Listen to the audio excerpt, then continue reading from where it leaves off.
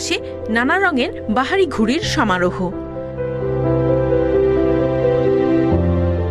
ঘুড়ির রাজধানী হিসেবে খ্যাত পূর্ব চীনের শানডং প্রদেশের ওয়েইফাং শহরের বার্ষিক ঘুড়ি উৎসবের দৃশ্য এটি।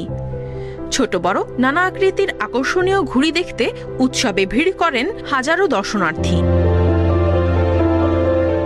প্রতিযোগিতায় অংশ নিয়ে ওয়েইফাংয়ের খোলা মাঠে বাঘ, ভাল্লুক, হাতি, হাঙর, ড্রাগন, মাছসহ নানা প্রাণীর আদলে তৈরি ঘুড়ি ওড়ান ঘুড়ি প্রেমীরা। তবে সবার নজর কাড়ে ৩০ মিটারের গোলাকৃতির একটি বিশাল ঘুড়ি। এছাড়া বিশাল আকৃতির বাঘ ও হাঙরের ঘুড়ি দেখেও মুগ্ধ দর্শনার্থীরা।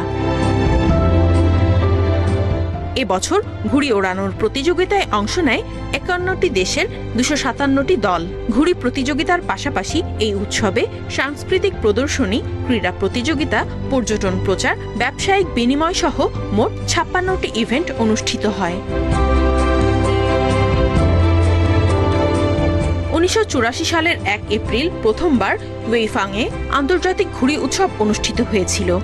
এরপর থেকে প্রতি বছরই সেখানে উৎসবের আয়োজন করা হয়। জনপ্রিয়তার কারণে ১৯৮৮ সালে ঘুড়ির রাজধানী হিসেবে স্বীকৃতি দেওয়া হয় ওয়েইফাং শহরকে। ধারণা করা হয় চীনে ২০০০-এরও বেশি বছর আগে ঘুড়ি আবিষ্কৃত হয়েছিল। আগে দেশটিতে ঐতিহ্যগতভাবে চালের কাগজ, রেশম এবং গাছের নানা অংশের মতো সহজলভ্য উপকরণ দিয়ে তৈরি হতো এই ঘুড়িগুলো।